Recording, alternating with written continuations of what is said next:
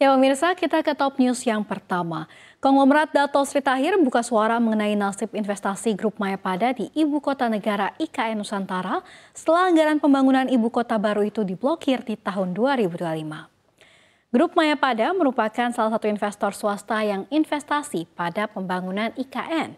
Grup itu melalui PT Sejahtera Raya Anugrah Jaya Tbk atau SRAJ telah membangun Mayapada Hospital Nusantara, rumah sakit kedua di IKN.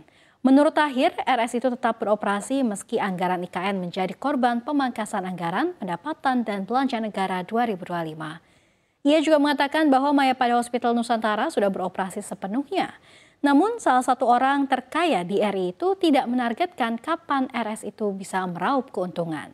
Di sisi lain, Corporate Sekretari SRAJ, Ari Farisandi mengatakan, Mayapada Hospital Nusantara tidak hanya berfokus dalam memberikan layanan kesehatan kepada masyarakat di IKN, namun juga kepada masyarakat yang berada di daerah Kalimantan secara umum. Ia juga mengatakan saat ini tidak ada dampak dari pemblokiran anggaran pemerintah tersebut.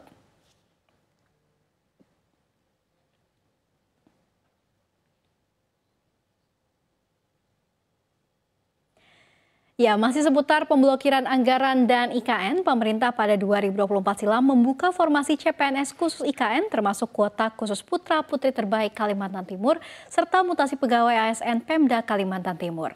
Namun setelah anggaran IKN kini tiada, setelah adanya efisiensi anggaran sesuai instruksi Presiden nomor 1 tahun 2025, para CPNS itu akan dialokasikan ke formasi kementerian atau lembaga lain.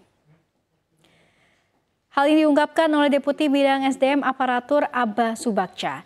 Dirinya mengatakan seiring bertambahnya jumlah kementerian dan lembaga dalam Kabinet Merah Putih, maka potensi pengalokasian tersebut akan terbuka ke KL yang baru yang telah ada saat ini. Abba mengingatkan sebetulnya para ASN yang akan dipindahkan ke IKN juga masih terbuka pintunya, karena Presiden Prabowo Subianto telah menetapkan rencana pemindahan bagi para pegawai negara tersebut sampai 2028.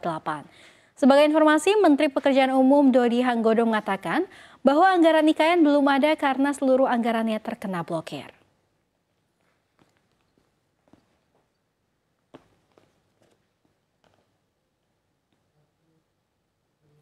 Ya, hubungan dagang antara Indonesia dan juga Turki semakin menguat pada tahun 2024. Ekspor Indonesia ke Turki didominasi oleh produk-produk unggulan seperti minyak kelapa sawit, margarin, serta rempah-rempah. Menurut Kemendak, total nilai perdagangan antar kedua negara sepanjang Januari sampai Desember 2024 tercatat sebesar 2,4 miliar dolar Amerika Serikat, meningkat 12,29% dari tahun sebelumnya. Ekspor Indonesia sendiri melonjak 25,97% menjadi 1,9 miliar dolar Amerika Serikat yang menunjukkan ketergantungan pasar Turki terhadap komoditas asal tanah air. Minyak kelapa sawit dan turunannya masih menjadi penyumbang terbesar dalam ekspor RI ke Turki. Sepanjang Januari sampai November 2024, ekspor minyak kelapa sawit mencapai 112,6 juta kilogram dengan nilai FOB 195,1 juta dolar Amerika Serikat. Produk berbasis minyak nabati lainnya seperti margarin juga mencatatkan angka ekspor yang signifikan, dengan volume 25 juta kilogram dan nilai 25,2 juta dolar Amerika Serikat. Adapun Indonesia berpotensi memperluas pangsa pasarnya di Turki. Perundingan terkait preferensi tarif serta kerjasama dagang yang dapat lebih erat, ini dapat semakin meningkatkan daya saing produk RI di pasar Turki.